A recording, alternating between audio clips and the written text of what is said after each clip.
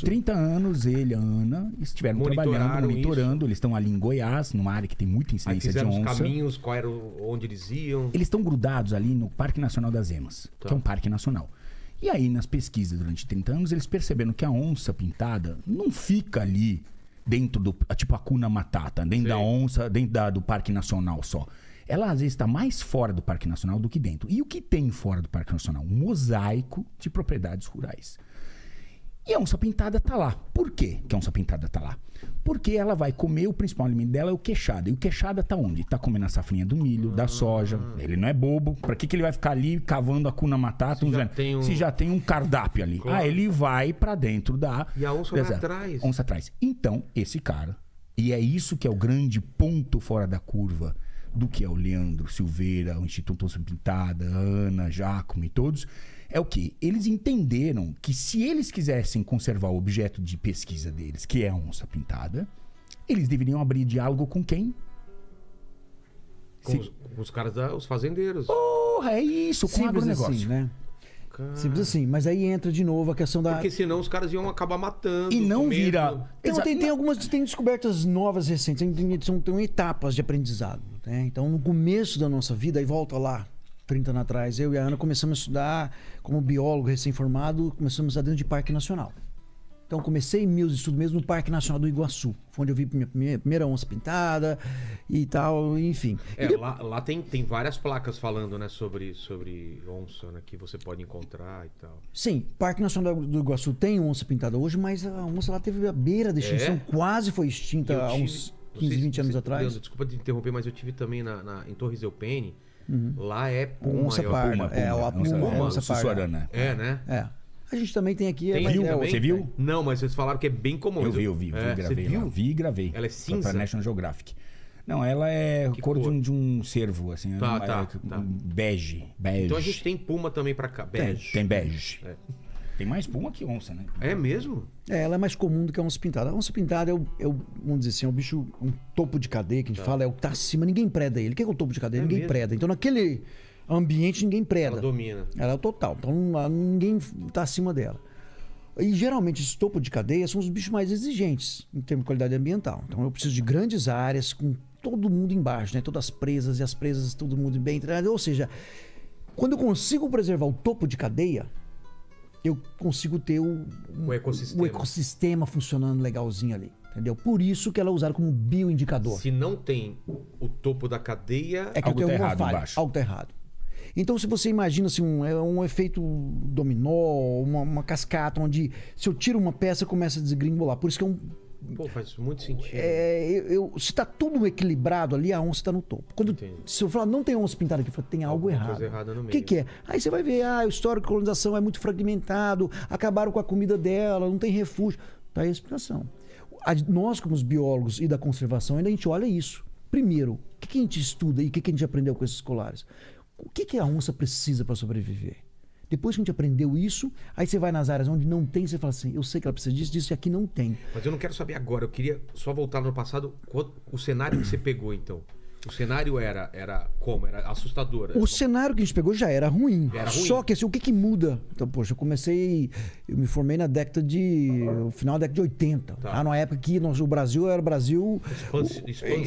Expandindo para tudo quanto onde o sucesso era desmatamento. O sucesso era transformar floresta em lavoura, em pecuária, né? Isso era sucesso. Então, eu acho que o grande desafio que a gente teve foi a perseverança de continuar na biologia, porque a biologia na minha época não valia nada, não valia, né? Ninguém era assim, obviamente que era só para dar aula, né? Então, quando eu formei, eu me lembro que a coisa que mais me irritava, que eu queria ser biólogo já de onça desde criança, né? Desde os 14 anos eu falei, eu quero fazer isso, né? E a coisa que mais me chateava e me magoava naquela época, perdidinho da Silva, era alguém chegar e falar assim, você é biologia, eu não sabia que você queria dar aula, que você gostava de dar aula. E eu falei, eu não quero dar aula, eu quero estudar onça. Mas, tipo assim, era tão ridículo de falar isso numa época que eu não tinha coragem de falar. Eu tinha vergonha de falar isso. Porque se eu falasse, eu falei assim, coitado, louco, né? Estudar onça. E aí, quando eu ousava falar, sempre tinha alguém que falava assim, mas quem que vai te pagar para estudar onça?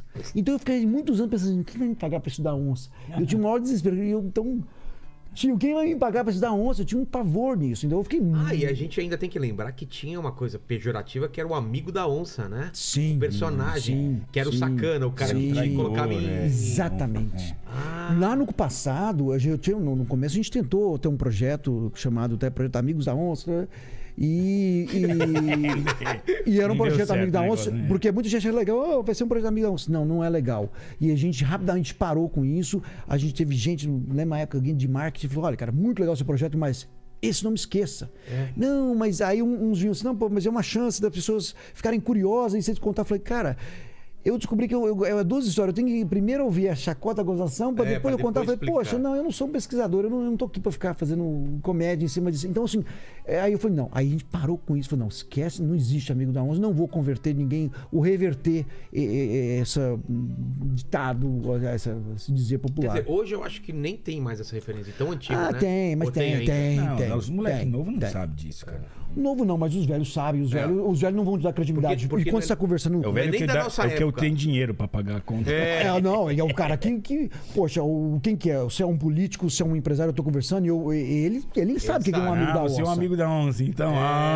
Eu me lembro muito bem, tá? Nessa época do Amigo da Onça, eu fui tinha uma fazenda grande de um deputado federal e eu queria trabalhar lá e eu na época achava bonito, porque Amigo da Onça, Amigo da Onça.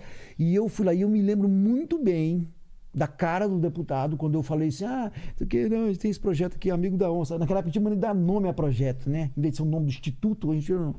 E eu me lembro muito bem da cara dele, quando eu falei Amigo da Onça, um constrangimento e o desvio dele. E aí eu falei, algo está errado no ar. Você não tinha entendido. Aí eu falei, depois muitos anos eu falei assim, tem sentido. Ele era um político, um deputado federal. Imagina ele falar assim, ou as pessoas falam assim, poxa, eu tenho um projeto lá, Amigo da Onça. Então, para ele, naquele contexto, eu falei assim, cara, isso é muito pejorativo. Então, de cara, você viu o afastamento só da reação dele. E foi que eu falei, cara, não existe esse projeto Amigo da Onça. E tirei esse nome. Eu falei, nunca vou usar esse nome. Ponto. Eu não quero converter ninguém, não quero reverter essa história, né? Mas enfim, quando você começa a falar de conservação de onça, o negócio vai esparramando. Se você não criar um foco, tô falando pra você agora. Dá pra você ver, eu tô falando aqui da... Relaxa, eu sempre volto pro então, nossa você volta. linha aí, pode deixar. Mas assim... Nesse começo, Mas, então... voltando nessa questão, que eu acho que eu tô como mediador aqui, tá bom, ligado, claro, né? Tô tá como me mediador. ajudando. Obrigado. Eu acho muito importante a questão, por que ele é um pesquisador fora da curva? Porque ele entendeu que o inimigo dele não é o agronegócio. Pode ser, se não seguir as regras, não tiver reserva legal, não fizer as coisas direito, matar a onça. Mas se o cara fizer tudo direitinho, seguir as leis, as nossas leis ambientais são muito boas, cara. Não existe nenhum outro país do mundo que... Melhores do mundo. É mesmo? Imagina que um agricultor nos Estados Unidos vai falar, olha, eu vou deixar 40% da minha área existe, pra sociedade. Foda-se. Nunca, velho. Nunca.